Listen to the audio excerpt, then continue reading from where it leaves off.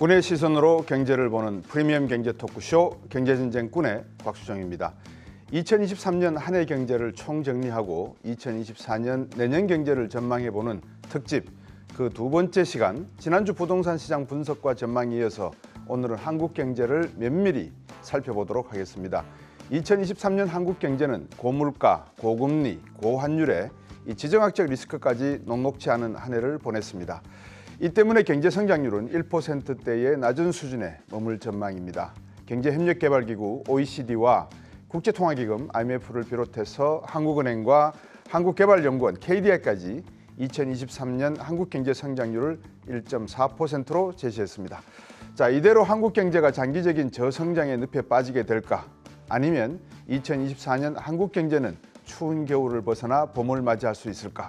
이 두 분의 경제 전문꾼과 함께 말씀 나눠보겠습니다. 오늘도 힘차게 외치고 출발해 보겠습니다. 프리미엄 경제 토크쇼 경제전쟁 꾼.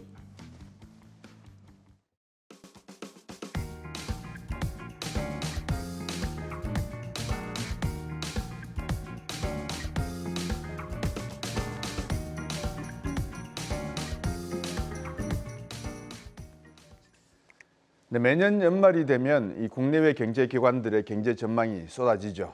2023년 글로벌 경제에 대해서도 고금리 여파로 이 심각한 경기 침체를 맞을 수 있다는 전망이 나왔었습니다.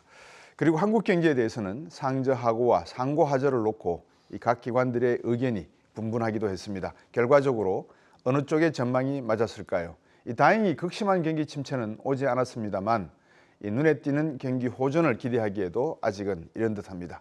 과연 두 분 꿈께서 2023년 글로벌 경제를 어떻게 전망하셨고 또 그 전망이 어느 정도 맞을지, 만약 어긋났다면 어떤 복병 때문이었는지 궁금합니다. 그래서 먼저 우리 장지술 박사님, 네. 어떻게 전망하셨고 또 어떤 내용이 맞았고 틀렸다 보십니까?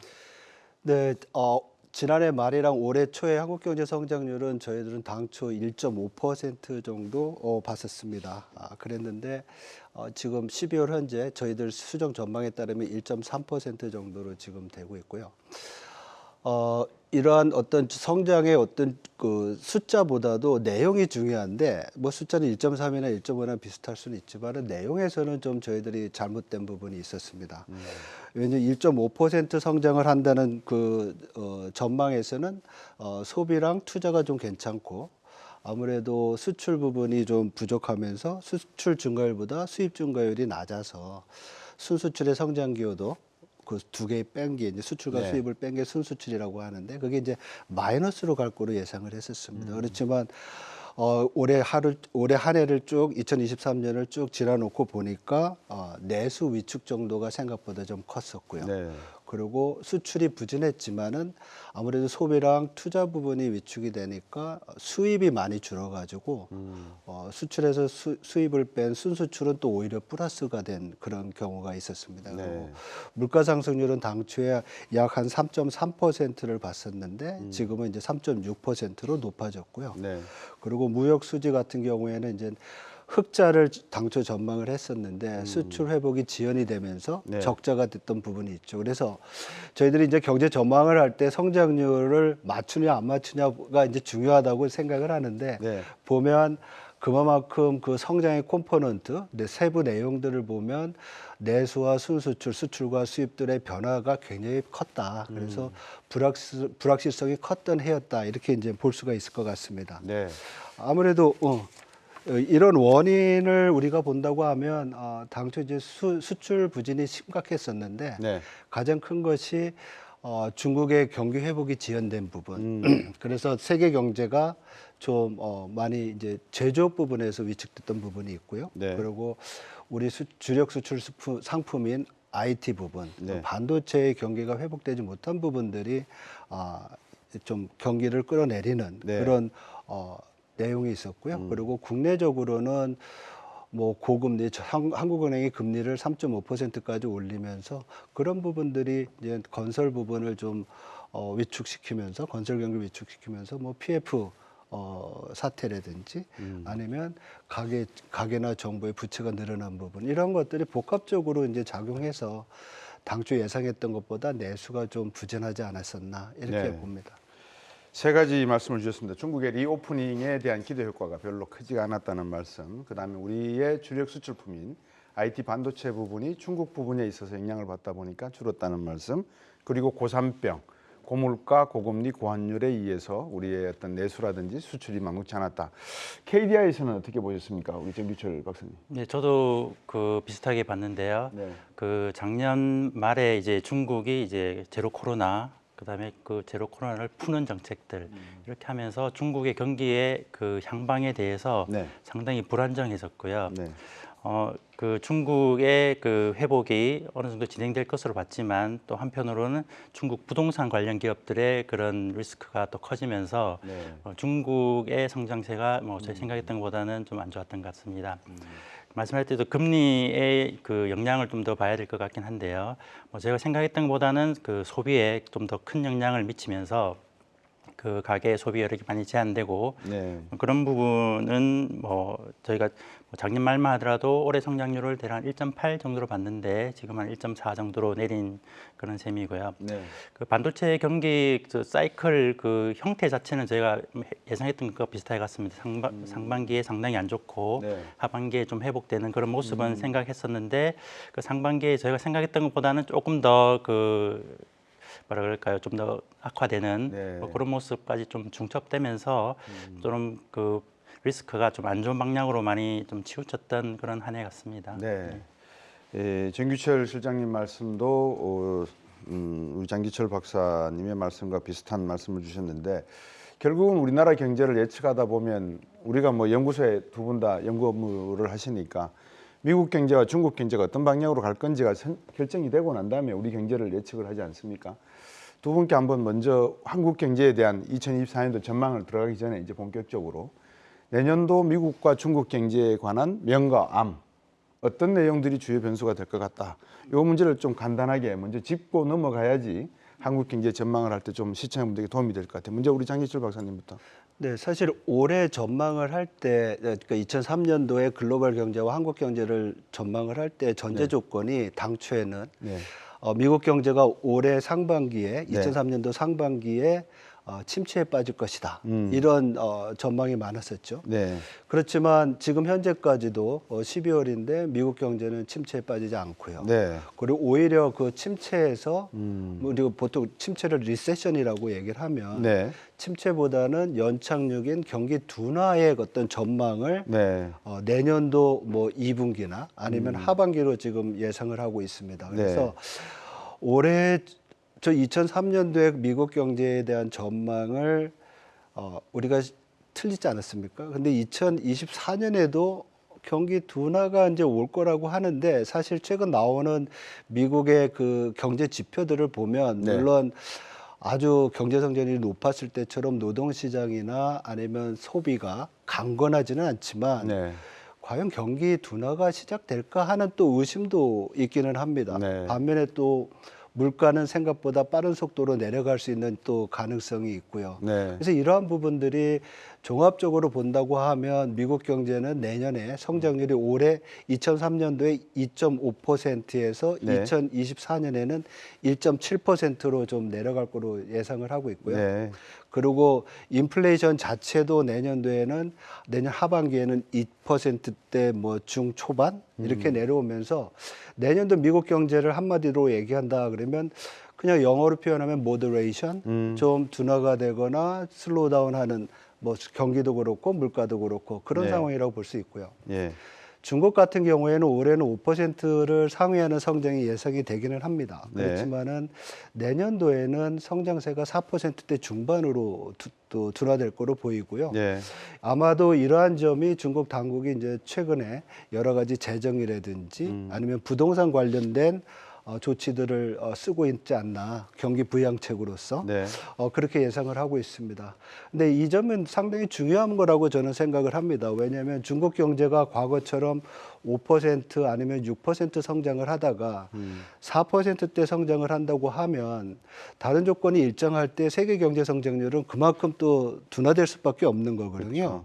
그래서 이것 또한 글로벌 경제 또한 모더레이션이 진행되는 게 아니냐. 그래서 올해 성장률을 저희들이 글로벌 경제 성장률 3.0으로 봤으면 네. 내년도는 2.4% 정도로 좀 둔화되지 않겠나 이렇게 전망하고 있습니다. 네.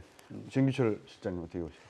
예, 일단 미국부터 이제 말씀을 드리면 지금 미국의 금리가 이제 5.2에서 5% 이렇게 높은 금리를 했을 때 우리가 기대하는 것은 무엇이었을까를 좀 생각해 보면 좋을 것 같은데요. 경기가 둔화되고 그뿐만 아니라 이렇게 높은 금리에서는 물가가 빠르게 안정되기를 좀 기대를 했을 것입니다. 네. 근데 결국에는 이제 그렇지 못한 방향으로 갔는데 뭐 다양한 이유가 있겠습니다만 또 한 가지 이유는 우리가 주로 이제 통화 정책을 많이 보는데요. 네. 그 재정 정책을 보면 미국이 아주 확장적인 재정 정책을 쓰고 있기 때문에 그 통화 정책의 효과를 상당히 반감시켰던 그래서 페드에서 그 원하는 방향으로 가지는 못했던 것 같습니다. 네. 뭐 그런 점들이 있었기 때문에 사실 작년 말만 하더라도 뭐 올해 뭐 페드에서 금리를 낮출 가능성도 많이 제기되었었는데 뭐 페드의 페드도 뭐 그걸 바랬을 수 있는데요. 네. 그 전제 조건이 이제 인플레이션 안정이죠. 그런데 그런 방향으로 이제 가지 못했던 그렇지만 이제 결국 페드에서는 물가 안정을 포기할 수 없기 때문에 그 미국의 경기를 둔화시킬 수밖에 없는 특히 내년에 뭐 그런 상황으로 이제 네. 전개될 것으로 보이고요. 예. 중국은 지금 추세적으로 이제 뭐 성장률이 뭐 떨어질 수밖에 없는 그런 게 있고 네. 지금 또 단기적으로는 이제 부동산 그런 안정이 이제 시급한 상황입니다. 네.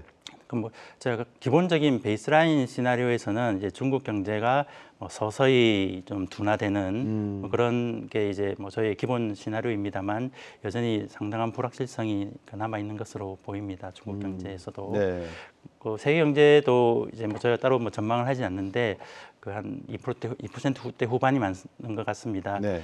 이 숫자를 좀 해석을 할 때 한 코로나19 이전에 한 3.5% 뭐 정도 성장했다면 뭐 올해도 뭐 대략 한 3% 내외, 내년도 뭐 2%대 후반 이 정도면 뭐 내년에도 뭐 세계 경제는 좀 상당히 안 좋은 그래서 뭐 나중에 또 뭐 말씀드릴 기회가 있을지도 모르겠습니다만 하여튼 수출 여건이 그냥 글로벌 경제만 보면 네. 그렇게 녹록치는 않은 뭐 그런 상황으로 보입니다. 그렇죠.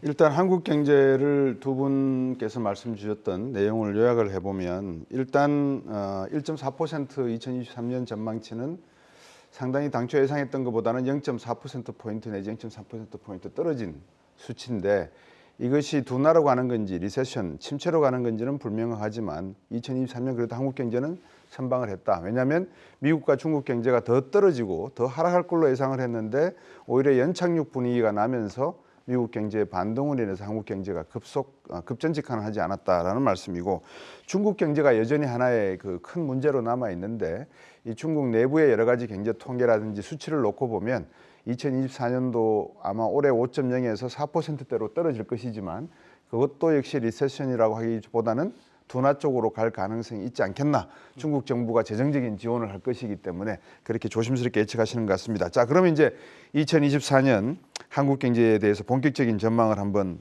여쭤보겠습니다. 2024년 우리 정규철 KDI 연구실에서는 어떻게 보고 있습니까? 예, 저희가 2023년에 1.4로 했고 2024년에는 2.2 그러면 이제 성장률이 좀 뭐 그런 대로 많이 높아지는 셈이죠. 네. 이 수치를 이제 또 평가를 해야 될 것 같은데요. 저희가 생각하기에 뭐 대략 한 2% 정도면 이제 뭐 평상시 정도고, 네. 그럼 2.2라면 뭐 평상시보다는 조금은 나은 뭐 그런 수치상으로 보면 그렇습니다. 그렇지만 이제 2023년도에 1.4면 그건 또 2%보다 많이 낮은 상황이죠. 네. 그래서 거기서 조금 올라가는 정도. 그러니까 뭐 경기가 안 좋은 상황에서 그게 좀 나아지지만 아주 천천히 나아지는 그런 정도. 네. 그렇게 이제 보실 수 있을 것이고요.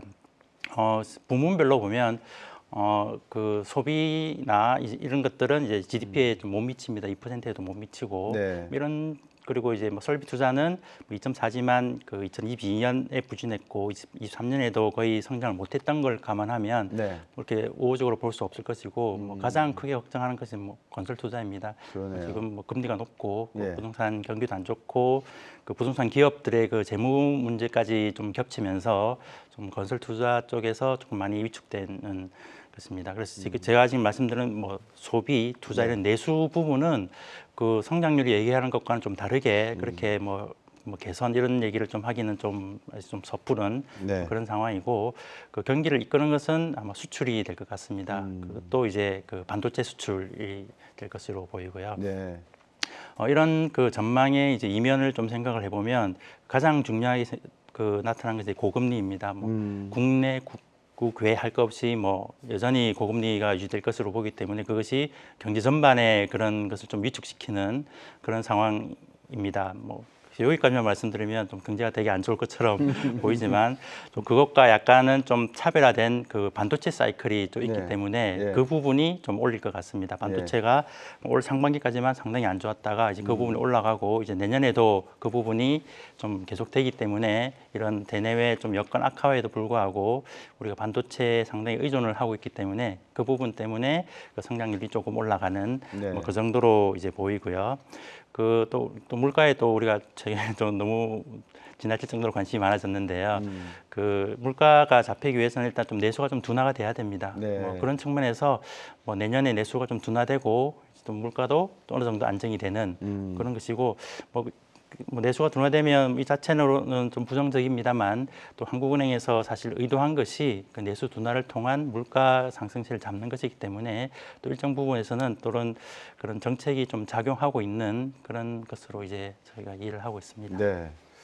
이 정규철 실장님께서 내놓는 이 전망치는 우리가 잘 알고 있지만 KDI의 내용은 기획재정부로 올라가고 기재부는 이거를 바탕으로 해서 내년도 예산이라든지 세입에 관한 어떤 분배 이런 것들을 아마 결정하게 될 것 같은데 지금 장지철 박사님, 정규철 실장님이 말씀을 주시는 걸 듣고 보다 문득 떠오른 게 FEOC, Foreign Entity of Concern이라 그래서 내년부터 미국도 무조건 배터리 보조금을 주는 게 아니라 25%의 지분율을 밑으로 돌 때만 주겠다라든지 여러 가지 이 제약 조건을 만들고 있고 수출 부분에 조금 우리가 반도체가 어느 정도 뛰어 올라야지만 이거를 상쇄를 할지 걱정이 되는 부분이 있고 두 번째는 정 실장님이 보여주셨습니다만 건설 부분이 마이너스입니다. 그래서 아마 4월 이후로 부동산 PF 이 문제가 분명히 짚고 넘어가야 되는데 2.2%라 그래도 잘했다고 하지만 우리 잠재 성장률 수준이거든요. 그래서 우리 장기철 소장님이 민간에서 보는 민간 사이드에서 보는 내년도 전망 어떤 것이 명과 암인지 한번 말씀해 주시죠. 네, 지금 우리 정 박사님 말씀하신 거랑 사실은 전망의 그 숫자나 내용은 거의 비슷합니다. 그렇지만 저희들이 그 질적인 어떤 변화를 좀 본다고 하면 2023년과 2024년의 가장 큰 변화는 소위 그 제조업과 서비스업에 손바꿈이 일어나는 그런 해가 될 것이다 이런 거거든요. 그러니까 코로나 위기 때문에 펜트업 디맨드, 지연됐던 소비가 내구재 소비를 하면서 제조업이 굉장히 빨리 성장을 했어요. 회복을 했고 그게 이제 기저효과로 빠르게 냉각되면서 그 다음에 또 리오프닝이 되면서 서비스업이 또 이제 올라오지 않았습니까? 그게 올해까지 어떤 국면인 것 같아요. 그렇지만 내년부터는 저 그림에서 보시는 것처럼 어떻게 보면 제조업과 서비스업이니까 부진했던 제조업이 서서히 회복이 되면서 서비스 부분은 이제 좀 둔화가 되겠죠. 그러면서 성장을 이끌어가는 그런 모습이 될 것인데 제가 볼 때는 어떻게 보면 그 코로나 위기 이후에 변동성이 굉장히 컸던 세계 경제와 또 그 영향을 받았던 한국 경제가 뭐 그 부침을 받았겠죠. 그래서 올해는 2003년에는 1.3%였고 내년도에는 제조업 부분이 이제 커지면서 2.1%의 성장세를 갈 것이다. 그래서 뭐 잠재 성장률 수준으로 간다고 하니까 저는 그런 것들이 어떻게 보면 또 다른 균형으로 가는 그런 하나의 정상화 과정이라고 저는 생각을 하고 있고요. 그리고 우리가 가지고 있었던 그런 뭐 여러 가지 구조적인 문제들, 네. 사실 PF 문제뿐만 아니라 아까 이제 정 박사님 말씀하셨을 때 고금리로 인한 소비 제약 문제, 여기에는 또 가계부채 이슈가 있거든요. 그렇죠. 이러한 부분들이 우리는 빠른 시기 내에 해소되기를 원하지만, 그렇지만 이게 어제 오늘의 일이 아니었고 계속 우리 한국 경제의 부담으로 남았던 부분입니다. 그래서 이런 문제들이 앞으로 경기 회복이나 우리 잠재 성장률에 어떤 영향을 줄지, 이런 것들이 좀 많이 걱정이 되기는 하는 상황이라고 볼 수 있을 것 같습니다. 예. 개인적인 말씀 주시죠. 장기철 그 박사님께서 되게 좋은 점을 지적해 주셨는데, 그러니까 수치로 보면 올해 1.4, 내년 2.2인데 그 올해 1.4를 생각해 보면 상반기 0.9였거든요. 네. 이것은 우리가 좀 쉽게 생각할 수 없는 정도로 이제 낮은 성장률이었는데, 뭐 그럼에도 불구하고 그 정도의 충격이 왔을까, 이런 것을 또 되돌아보면 그 정도인데, 그 가장 큰 이유는 아까 말씀하셨듯이 이제 그 충격이 받는 부분이 좀 달라지는 것 같습니다. 아까 제조업하고 서비스업 이렇게 말씀해 주셨었는데, 네, 네. 올해 상반기에는 제조업, 특히 반도체에 충격이 집중되면서 경제 성장률은 되게 낮아졌지만 또 고용은 그렇게 나쁘지 않은 뭐 서비스업이 받쳐줬기 때문에 그런 상황이라면, 이제 내년에는 이제 2.2로 이렇게 올라가는 게 반대로 이렇게 반도체, 제조업, 그러니까 고용과 그렇게 크게 상관이 좀 적은 그런 부분 때문에 경제 성장률 자체는 올라가지만 그렇게 서비스업이 좀 안 좋아지면 뭐 고용도 그렇게 뭐 좋을 수는 없고요. 네. 그럼 좀 체감하는 측면에서는 네. 오히려 내년이 더 나빠질 수도 있다. 그러니까 숫자랑은 조금 그 체감이 다를 수도 있다는 그런 점도 우리가 좀 생각해 봐야 될 것 같습니다. 이 건설 부분이 제조업에 해당하지 않고 서비스 부분에 해당이 되지 않습니까? 손바꿈 말씀을 하셨는데, 우려되는 게 PF 대출, 부동산 대출, 그 말씀만 저는 드리는데 가계부채 문제를 말씀드렸어요. 우리 장기철 박사께서 기억하실는지 모르는데 10년 전에 우리 장기철 박사가 삼성에서 외국계 은행으로 영전대 가실 때 그때부터 가계부채 문제가 중요한 이슈로 골드만삭스나 JP모건이 다 지적했었어요. 그때 곽 박사님도 보고서 같이 썼습니다. 네. 그때 지금까지 가계부채 문제는 대한민국이 10수년을 지금 안고 있는 문제인데 네. 왜 이게 계속 문제가 되도록 놔둘까요? 이제 보통 정부도 그렇고 많은 전문가들이 그렇게 얘기를 하죠. 경제 규모가 커지면 차입이 늘어날 수밖에 없어서 부채 규모가 이제 커지고, 미국 같은 경우에는 가계부채가 조정이 있었죠. 그 경우에는 이제 자산 시장인 부동산 시장이 이제 붕괴가 되면서, 그렇죠, 서프라임 때. 예, 그래서 부채 이제 그게 많이 줄어드는 상황이 있었는데 한국은 아직까지 그런 상황은 아니고요. 네. 그러니까 정부 당국이나 아니면 많은 전문가들은 빚의 증가보다 우리 소득의 증가를 크게 하면서 이 문제를 점진적으로 해소하자. 이렇게 이제 가는 방법인 것 같습니다. 근데 네. 최근에 부동산 시장이 좀 주춤하고 정부의 강력한 대책, 뭐 부동산 안정 대책 때문에 가계대출, 특히 주택담보대출 증가율이 감소세로 돌아섰다가 최근에 좀 다시 늘어났죠. 네. 그래서 정부 부채가 GDP에서, 국내 총생산에서 차지하는 비중이 올라갔다 내려왔는데 또 다시 올라갈까 봐 지금 고민하는 상황이죠. 그래서 저는 이 문제는 어떻게 뭐 아주 묘책은 없다고 봅니다. 그리고 우리가 그렇다고 가계부채를 안정시키기 위해서 부동산 시장이나 자산 시장을 또 붕괴시킬 수는 없는 거니까, 그렇죠. 제일 좋은 방법은 성장을 통해서 가계부채를 GDP로 나누는 것이 가계부채 비율이니까 네. 그 분모를 키우는 그 방법을 쓰는 게 제일 좋지 않나, 이렇게 생각을 합니다. 네.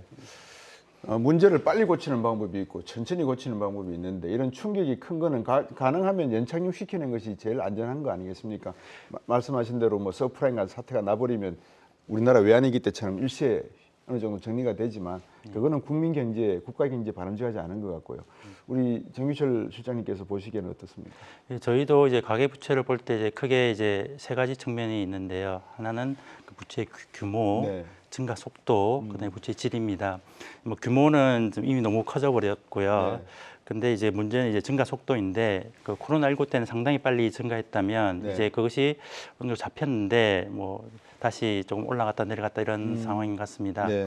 근데 말씀하셨듯이 가계부채 규모, 절대 규모를 줄이는 것은 상당히 큰 충격이 오기 때문에 그냥 규모가 이제 그대로 유지된다고 하더라도 네. 뭐 실제적인 가치는 뭐 조금씩 떨어질 수 있으니까 이제 그런 정도로 뭐 해야 될 것이고, 그다음에 사실 그것뿐만 아니라 좀 질적인 측면에서도 우리가 조금 더 바라봐야 될 것 같은데요. 네. 그런 그 우리 건전성 규제들, 뭐 DSR 이런 규제들이 사실 많이 들어와 있는데, 또 한편으로는 거기에서도 좀 구멍도 좀 숭숭 뚫려 있고, 뭐 상당히 그 나이 드신 분한테 뭐 50년 만기 대출 뭐 이런 그 본래 취지하고는 또 어긋나 있는 그런 부분도 많은 것 같습니다. 네. 좀 그런 그 가계부채 질을 관리하는 차원도 좀 더 그 좀 면밀히 살펴봐야 될 것 같습니다. 이 점은 어떻게 보십니까? 일본 언론들이 한국 경제의 이런 모습을 보고 야 이제 한국도 우리 따라서 장기 침체에 늪으로 빠질 거야. 이제 한국도 끝났어. 출산율 봐. 0.5로 갈 거야. 이제 모든 것이 한국 경제는 둔화되는 방향으로 갈 수가 있다라는 이야기들을 하거든요. 이 문제에 대해서는 KDI에서 어떤 말씀들을 하십니까?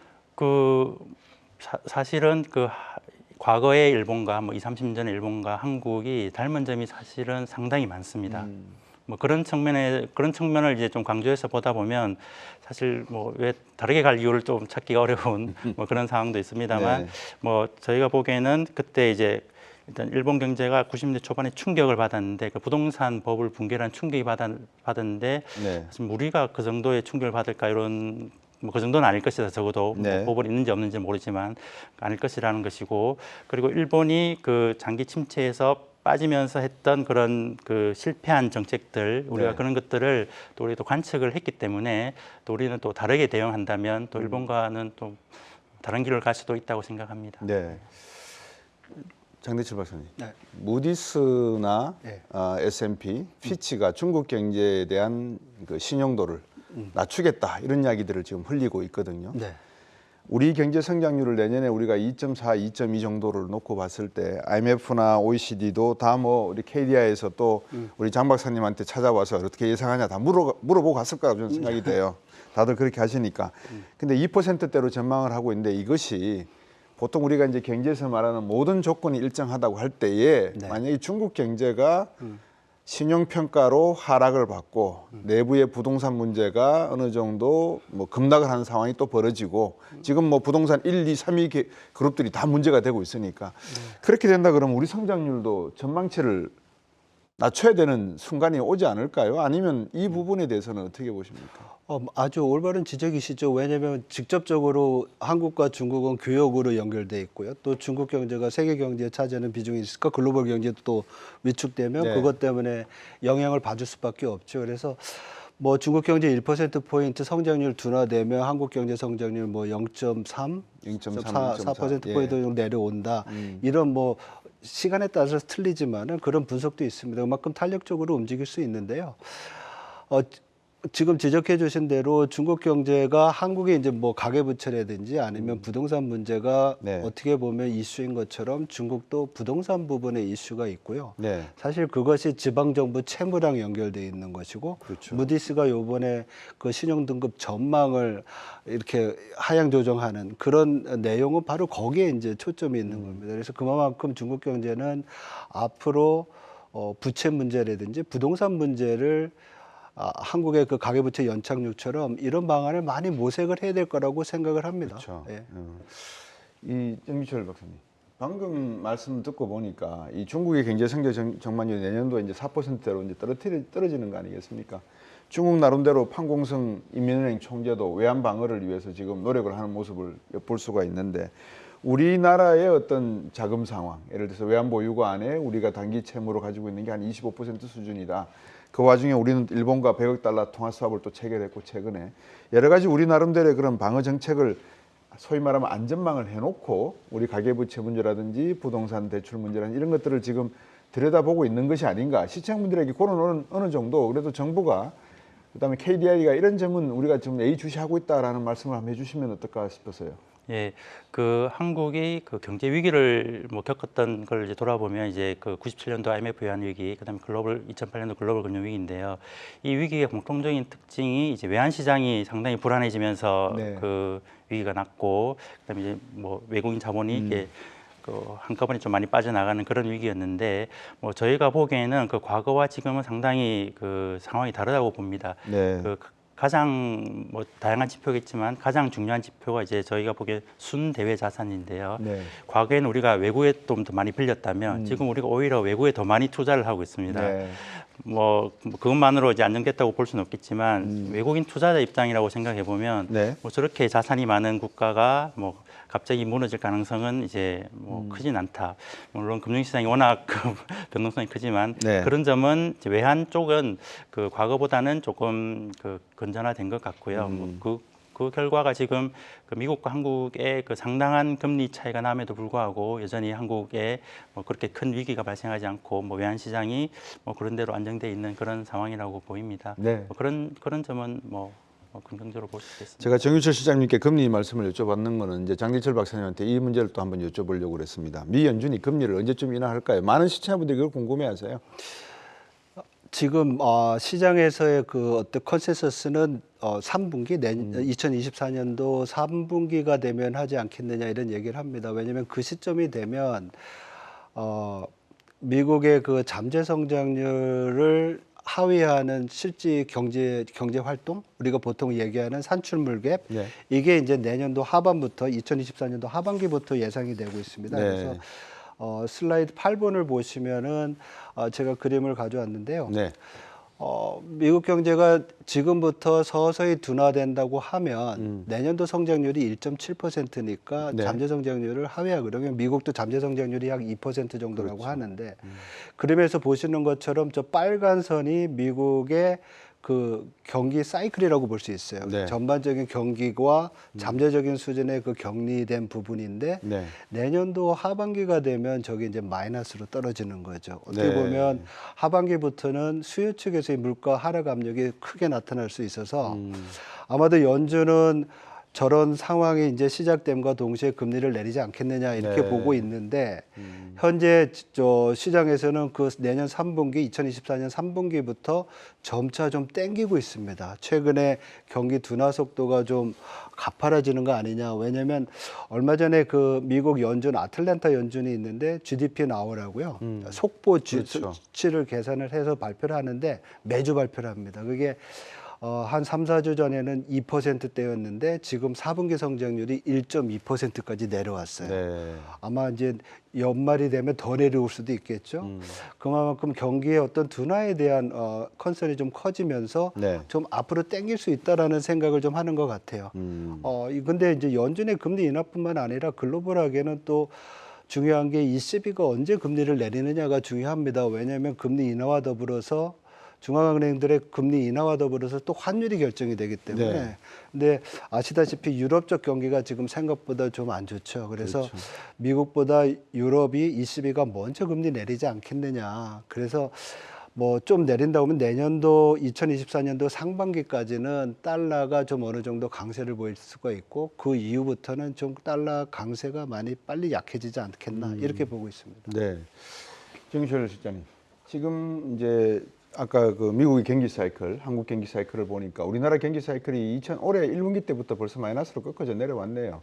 그렇다 그러면 한국은행이 지금 3.5% 이상 올리지 못하는 것도 어느 정도 이해가 가긴 갑니다. 그런데 만약에 미국 연준이 내년 하반기에 금리를 인하시킬 가능성이 있다고 하면 우리가 외환위기 때 가장 그 좋은 그 효과라 그럴까요? 긍정적인 것은 미 연준과 아주 끈끈한 유대 관계를 맺었는 걸로 저는 생각이 되는데 어떻습니까? 우리나라 한국은행이 선제적으로 금리를 인하할 가능성은 없을까요? 우리나라 금리 정책은 어떻게 보십니까? 뭐 저는 그 이제 미국하고 한국이 뭐 꼭 같이 갈 필요는 없다고 이제 그 많이 보고 있는데 하여튼 네. 그 가장 큰 이유가 그 우리 외환 시장이 그 정도로 불안하지 않다는 것이고 결국 뭐 한국이나 미국이나 마찬가지로 이제 중앙은행의 그 목표가 이제 가장 중요한 목표가 이제 물가 안정일 텐데요. 그렇죠. 한국하고 그 미국을 이제 비교해 보면 한국이 뭐 이렇게 추세적으로 보면 뭐 우리가 특히 그런 물가라고 하는데요. 그 추세적인 물가가 미국보다 낮고 어쩌면 미국보다 더 빨리 그 2%에 좀 수렴할 가능성이 있기 때문에 네. 어쩌면 그 한국이 먼저 인하를 할 가능성도 있다고 봅니다. 물론 여러 가지 불확실성이 있겠습니다만 네. 이렇게 한국도 뭐 지금 뭐 미국보다 낮지만 이제 고금리 정책을 쓰고 있고 뭐 하여튼 저희 전망대로 간다면 내수가 둔화되면서 물가도 저희는 한 내년 말 정도에는 한 2%대 초반 뭐 이 정도로 보고 있기 때문에 네. 뭐 그런 전망 하에서는 아마 그 한국도 그 금리 인하를 얘기할 수 있을 것 같고요. 네. 그리고 미국의 금리 인하가 이제 뭐 금융시장에서는 이제 뭐 언제 언제 금리를 인하냐 이거에 너무 그렇죠. 이렇게 완전 초점이 맞춰져 있지만 꼭 그게 이제 한국 경제 입장에서 보면 그 금리 인하의 전제 조건이 물가 안정이고 물가 안정되기 위해서는 아까 보여주셨듯이 경기 상당히 안 좋아져야지 뭐 그 금리가 이제 내려가기 때문에 또 경기가 안 좋아지는 것은 또 한국의 입장에서 보면 그 수출이 상당히 부담이 됩니다. 지금 그 우리 수출도 뭐 전 세계 골고루 잘 되는 것은 아니고 미국에 상당히 잘 되고 있습니다. 왜냐하면 미국 경제 워낙 좋기 때문에. 네. 근데 미국 경제가 또 빠르게 또 꺼지기 시작하면 우리 경기에는 또 상당한 부담이 될 수 있는 뭐 금융시장에서는 좀 다르게 생각하시겠지만 네.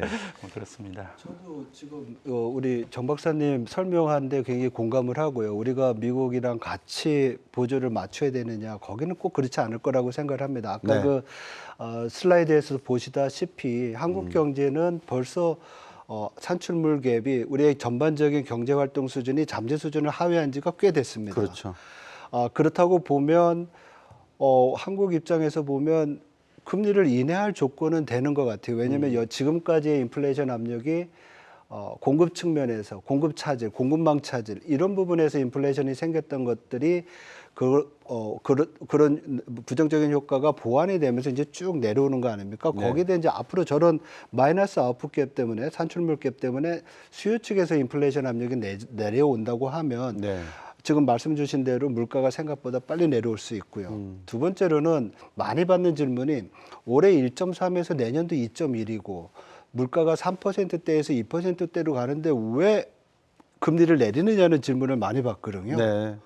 성장률 올라가는데 왜 내리냐는 거죠. 아까 근데 슬라이드 보는 것처럼 전반적으로 우리가 성장률이 올라가더라도 아웃풋 갭이 마이너스인 상태이기 때문에 약간의 부양이 필요한 그런 상황이라고 보는 거죠. 그렇죠. 예. 그래서 아까 이제 정 박사님 말씀하실 때 처음에 내년도 체감 경기가 나쁠 수 있다라는 것이 아마도 저런 부분들이 지속이 되고 있고 우리가 명목 성장률을 보더라도 올해는 성장률이 낮았지만 물가가 굉장히 높았었잖아요. 네. 내년에는 성장률이 좀 올라오지만 물가가 또 많이 내려오거든요. 이런 것들이 복합적으로 작용하면 아까 말씀하신 대로 체감 경기가 성장률이 올라감에도 불구하고 좀 안 좋을 수 있기 때문에 저는 뭐 지금 재정 정책 면에서는 상당히 제약이 많지 않습니까? 네. 재정 중축이라든지 정부 부채 때문에 그런 면이라고 보면 물가가 내려오는 만큼 소위 말해서 실질 금리를 낮춰줄 필요가 있잖아요. 그만큼씩은 금리를 내리는 것이 맞지 않나 이렇게 생각을 합니다. 예. 자, 우리가 지금 한국 경제 이야기를 하면서도 사실 가계 걱정, 부동산 걱정을 먼저 하긴 했습니다. 그런데 한국 경제는 수출 중심의 경제이기 때문에 기업들의 이 투자, 미래 투자에 대한 계획이 어떻게 되는가를 봐야 될 것 같습니다. 제가 미국의 비즈니스 라운드 테이블이라고 해서 143개 기업들, CEO들을 대상으로 설문조사를 해서 물어보는 건데 그쪽 CEO분들한테 당신들 투자를 더 할 거냐라고 하니까 더 할 거야 라고 대답을 했더라고요. 2023년 3분기 때. 근데 이게 실행으로 옮기느냐라는 문제는 없고 또 다른 문제더라고요. 우리나라 거를 보니까 역시 우리나라 역시 100대 기업들 실행에 옮겼느냐 하니까 66%가 아니 모르겠는데 뭐 이 정도 나온 것 같습니다. 그리고 또 우리나라 기업이 기업 부채도 어느 정도 부담이 되다 보니까 이 팬데믹 이후의 수출 시장, 가치 사슬, 공급 사슬이 어느 정도 막히다 보니까 불확실성에 좀 막혀 있는 것 같아요. 기업들의 행동, 제조업에서 서비스업으로 손바꿈이 이루어진다라고 했지만 그래도 우리는 어느 정도 반도체나 이런 데 의지할 수밖에 없으니까 기업은 어떻게 보십니까? 예, 기업도 그냥 기업이 이제 투자를 이제 왜 할지를 좀 생각해 보면 가장 중요한 것이 아마 그 수익을 금리 이상의 수익을 낼 수 있어야 되는데 그렇죠. 지금 당장은 좀 금리가 높기 때문에 그 기업 입장에서도 뭐 하여튼 자금 조달이 좀 쉽지 않을 수 있고 뭐 그런 상황에서 그렇게 녹록한 상황은 아닌 것 같고요. 네. 뭐 저희가 전망은 뭐 반도체 수출이 뭐 올라간다고 말씀을 드렸지만 여전히 뭐 불확실성이 많고 뭐 단계적인 불확실성도 있고 네. 또는 그 구조적인 뭐 미중 패권 전쟁이라든지 이런 구조적인 불확실성도 있기 때문에 네.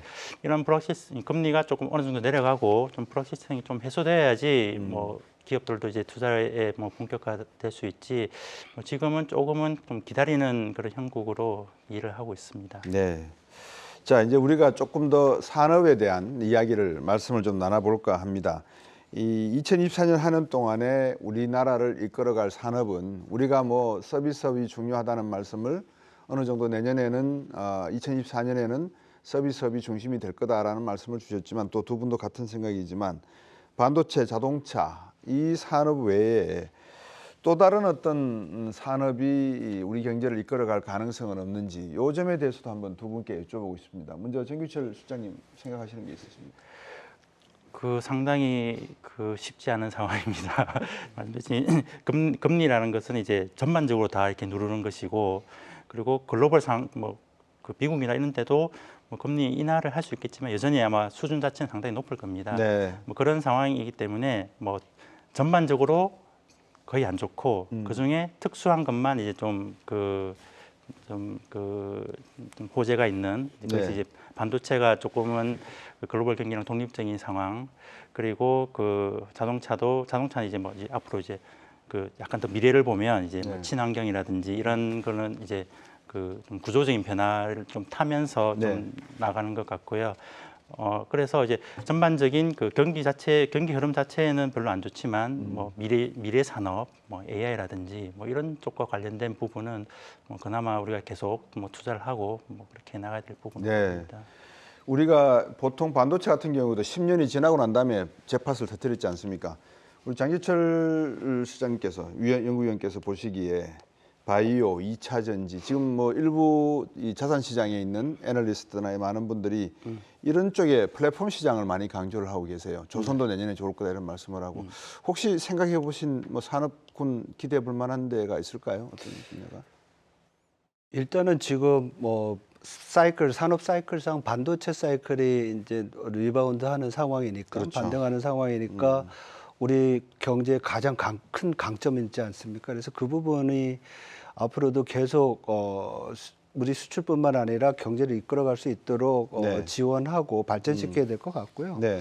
저는 자동차도 되게 좋게 봅니다. 지금 진행자께서 말씀하셨지만은 우리 자동차 산업이 이제 가전 산업으로 이제 변하는 거 아닙니까? 그렇죠. 그리고 전기차로 가고 있고 또 배터리 부분에 있어서도 우리 경쟁력이 있는 부분이 있고, 그리고 이 부분은 앞으로 또 친환경, 환경이랑 관련이 돼가지고 앞으로의 그 미래 산업으로서 또 안정시켜야 되는 부분이 있고요. 또 선점해야 되는 부분도 있고, 그래서 이 부분에 대해서는 투자가 좀 많이 있어야 될 거라는 생각이 듭니다. 근데 네.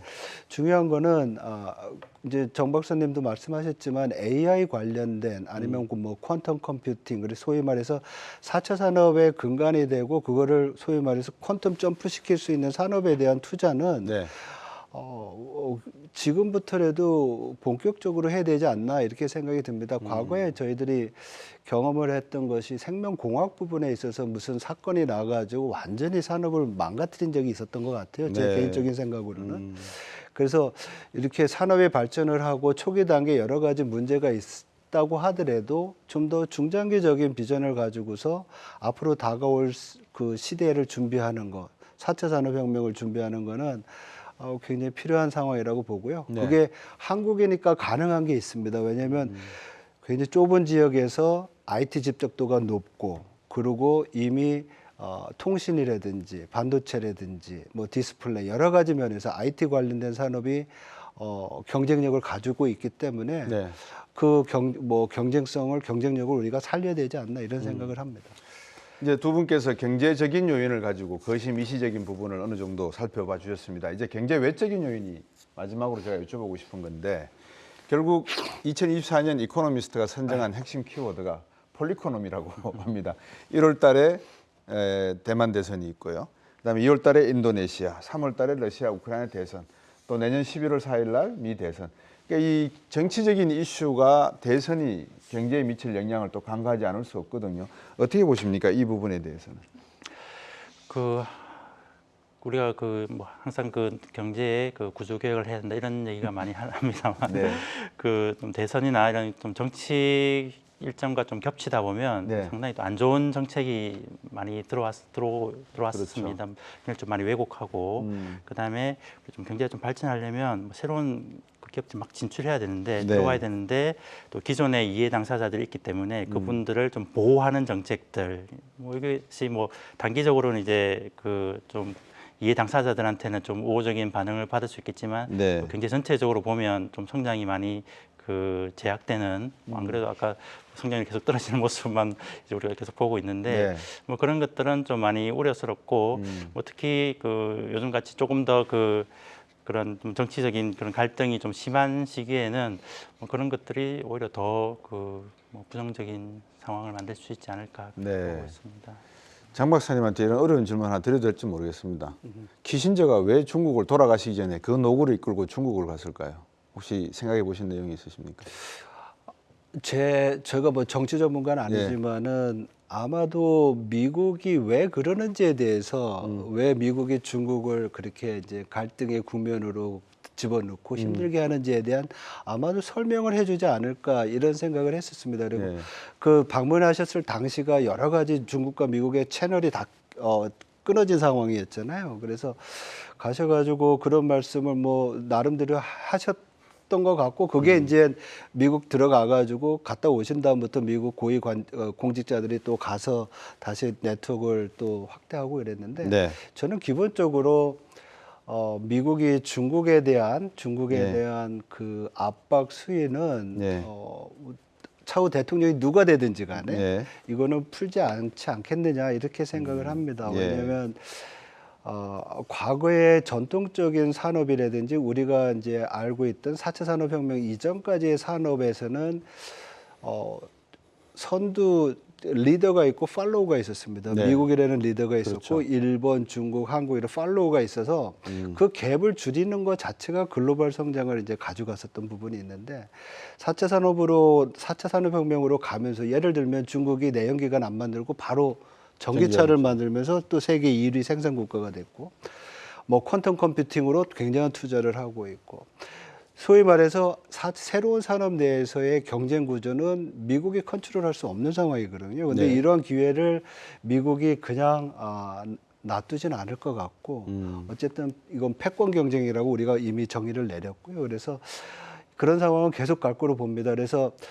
내년도에 있는 미국의 대선이 상당히 중요하죠. 왜냐하면 아까 이제 곽 박사님도 말씀하셨지만 IRA 법이 바뀔 수도 있고 또 뭐 폐지가 될 수도 있고 누가 네. 대통령이 되든지 간에 그런 정책 변화는 있지만은 기본적으로 대통령의 어떤 변화보다는 의회 구조의 변화라든지 네. 이러한 것들이 그러니까 대통령의 행동을 규제할 수 있는 정치적 메커니즘이 있어서 네. 정책이 크게 변하지는 않을 것 같다. 이제 특히 대외 경제 정책이라든지 정치적인 어떤 것들은 변할 것 같지는 않다라는 좀 생각이 들긴 합니다. 네. 정규철 소장님, 이렇게 여쭤보면 어떻겠습니까? 자, 세계 경제가 어느 정도 호조, 그러니까 회복기를 가져가려면 미국 경제가 상승 회복되는 것을 보여야 되고, 그러면 미국과 중국 사이에 미국 기업들이 중국 시장에 많이 진출을 해서 물건을 파든지 투자를 함으로 해서 또 중국 경제도 살아나고 거기에 따라서 우리 한국 경제도 살아난다라고 하는 하나의 흐름을 우리가 이야기한다 그러면 내년도 전망, 미국 경제 전망은 하향으로 보셨습니다. 네. 일단 1%대 중후반으로 보셨고요. 네. 올해보다는 내년도 중국 경제도 1%포인트 하향으로 보셨습니다. 그러니까 이런 맥락에서 놓고 보면 결국 세계 경제도 내년에 크게 반등할 기미는 없을 가능성이 있는데 한국 경제가 그 틈바구니 속에서 어떤 생각을 해야 될지에 대한 어떤 산업과 어떤 정책을 펼쳐야 될지, 왜냐하면 가계부채가 이렇게 큰데 정부가 재정 쓰지 않겠다 그러면 제 생각은 그렇습니다. 그러면 돈 쓰는 사람은 계속 빚을 내서 쓸 수밖에 없지 않습니까? 가계에다가 빚을 더 내서 돈을 쓰라고 강요하는 것밖에 되지 않거든요. 그럼 이제 우리는 어떤 정책을 가져가야 되느냐에 대한 정책적 측면에서 KDI는 대한민국의 중요한 지침을 만든 곳이니까 네. 한번 말씀을 주시죠. 정리 삼아서. 예, 내년도도 뭐 상당히 어렵다고 말씀드렸는데 이제 그 근원을 좀 살펴보면 사실 어렵다고 본격적으로 어려워진 것은 사실 코로나 위기 때문이고요. 2020년, 21년, 22년, 23년 올해까지 조금 어려웠는데 그 파고가 아직은 안 끝난 것 같습니다. 그 코로나19의 위기를 견디기 위해서 우리가 대규모의 유동성을 공급했고 이제 그것을 정리하는 시간이 필요한데 아직은 마무리가 되지 않은 그래서 적어도 내년까지는 그걸 좀 어떤 정리하는 기간이라는 측면에서 약간의 그런 고통을 좀 뭐 불가피하게 좀 견뎌야 되는 것은 아닌가 이렇게 생각하고 있습니다. 그 재정의 측면에서도 네. 지금 물가가 좀 내려오고 있고 이대로 간다면 더 내려올 걸로 보이지만 여전히 뭐 3% 이 정도라면 그 재정도 하여튼 저희가 생각하기에는 조금은 아직까지는 통화 정책과 좀 발을 맞추면 어떨까 이렇게 해서 물가가 충분히 안정될 때까지. 근데 왜 물가를 이렇게 강조하냐 하면요. 네. 지금 너무 높았던 시기가 있었기 때문에 이것이 어쩌다 보면 이것이 물가가 안정에 대한 신뢰를 잃는 순간 이게 네. 어디로 갈지 모르기 때문에 뭐 그 부분을 뭐 아직까지는 조금 더 그 좀 지켜봐야 될 것 같고 네. 그래서 좀 내년에도 뭐 저희가 내수 둔화라고 했지만 저희가 경기 부양을 그 제한하고 있지는 않습니다. 네. 그런 측면에서 그 혹시나 그 필요하다면 그 어떤 재정 정책으로 좀 어려운 분들을 돕되 그것이 경기를 부양하는 데까지 가면 네. 오히려 조금 더 그 어긋나는 우리가 생각했던 그런 그 정상화의 길을 좀 벗어날 수 있는 그런 가능성이 있기 때문에 그 부분은 조금 더 뭐 힘들지만 견뎌야 된다고 저는 생각합니다. 예. 사회 전체적으로 경기가 어렵고 또 어떤 필요한 자원이 들어와야 될 부분은 존재를 하지만 경기 부양을 하려다가 자칫해서 더 자충수를 둘 수 있으니까 네. 그 부분은 국민 모두가 다 같이 이해하시는 것을 바탕으로 해서 한번 슬기롭게 넘겨가 보자 이런 말씀이신 것 같습니다. 우리 장 박사님 어떻습니까? 예, 저는 뭐 통화 정책 면에서는 이제 금리 인하 쪽으로 가니까 또 완화적인 정책이 가능할 것 같고요. 저희는 내년도에 한국은행이 한 50bp 정도 금리를 내릴 거로 보고 있습니다. 예. 그러니까 3.5에서 3.0%까지 내리는데요. 단 연준이 100bp 정도 금리 내릴 경우에 한해서 그렇습니다. 만약에 네. 더 빨리 내리면 또 좀 더 인하폭이 클 수도 있고요. 그리고 재정 면에서는 지금 정 박사님이 굉장히 중요하신 말씀을 해주셨는데 재정이나 통화 정책은 어떻게 보면 거시경제 정책으로 경기의 어떤 변화를 완충시키는 거거든요. 카운터 시클리컬한 정책을 쓰는 거기 때문에 경기가 안 좋으면 좀 부양책을 쓰고 좋으면 좀 긴축시키는 건데 네. 그런 어떤 좀 약간의 재량이 좀 있으면 좋을 것 같고요. 그것보다 네. 더는 좀 강조하고 싶은 얘기는 소위 말해서 신냉전 구조가 지금 진행이 되고 있고 각 네. 나라들이 이제 경제 정책을 산업 정책으로 전환한 것 같습니다. 네. 그래서 뭐 리쇼링하고 또 각 나라에다가 자기 산업 육성하고 투자를 유치하고 그래서 우리도 과거에 썼던 산업 정책을 좀 더 혁신적으로 새로운 산업에 대해서 전폭적으로 지원하고 규제 같은 것도 선진화시키면서 발전시켜야지만 우리가 지금 경쟁력을 가지고 있는 부분뿐만 아니라 이제 더 경쟁을 키워야 할 부분을 또 할 수 있을 거라고 생각을 합니다. 그래서 정책이라든지 금융이라든지 이런 부분에 있어서 산업 정책을 강화하는 것이 지금 굉장히 필요하고 이것이 아까 말씀드렸던 정상화로의 어떤 가는 과정 그리고 과거와 새로운 시대가 있지 않습니까? 뭐 그린 트랜스포메이션도 필요한 상황이고 또 디지털 트랜스포메이션도 필요하고 여러 가지 새로운 상황에 맞는 정책, 산업 정책이 필요하다 이렇게 생각을 합니다. 네. 산업 구조 정책의 전환이 필요하다고 말씀을 주셨습니다. 이 경기가 좋고 나쁜 상황 이게 중요한 게 아니라 세계 경제 전반이 지금 좋지 않은 상황이기 때문에 이거를 어떤 무리한 정책을 쓰기보다는 세계의 어떤 전략적 유연성을 좀 더 발휘해서 재정과 통화 정책을 쓰고 기업과 가게가 부채를 디레버리징할 수 있는 기회를 많이 만들어 주는 것이 오히려 건강한 조정, 찐 조정을 가져가는 그런 내용이 아닌가 이런 말씀을 주신 것 같습니다. 네. 뭐 추가적으로 주실 말씀 있으시면 뭐 그 정도고요. 예. 그 하나 더 좀 강조하고 싶은 것은 아마 그 아까 정치적인 문제도 이렇게 많이 말씀하셨습니다만 이제 이번 정부에서 3대 개혁이라는 아주 중요한 과제를 이제 제시했는데 네. 아직까지는 조금은 그 가시적이지 않은 그런 부분이 있는데 우리가 결국 뭐 단기적인 경기 변동도 중요하겠지만 결국 경제 구조 개혁이라는 것이 우리 중장기 아주 먼 미래까지 간다면 그런 개혁에도 우리가 조금은 더 그 관심을 가지고 힘을 썼으면 좋겠다는 생각도 합니다. 네, 잘하겠습니다. 오늘도 귀한 말씀 나눠주신 두 분께 감사드리겠습니다. 감사합니다. 감사합니다. 자, 2023년 한국 경제를 돌이켜 보면 힘들었던 기억이 더 많습니다. 안타깝게도 2024년 한국 경제 전망도 상당히 조심해서 가야 되는 그런 상황인 것 같습니다. 고3 고물가, 고금리, 고환율의 이 삼중고의 미중 갈등을 비롯한 여러 가지 지정학적 리스크까지 한국 경제를 둘러싼 복합 위기를 벗어나기는 만만치 않아 보입니다. 하지만 위기는 곧 기회다, 위대한 기회다라는 말이 있습니다. 현재의 난관을 계기 삼아서 계획이 필요한 부분은 과감하게 바꾸고 투자가 필요한 곳에는 자원을 제대로 투입한다면 2024년 한국 경제뿐만 아니라 5년, 10년 한국 경제는 지금 전망과 다른 길을 걷지 않을까 믿습니다. 부디 한국 경제에 불어닥친 매서운 한파가 그치고 2024년 한국 경제는 훈풍만 불기를 바라보겠습니다. 저희는 다음 주 금요일 오후 5시 30분에 다시 돌아오겠습니다.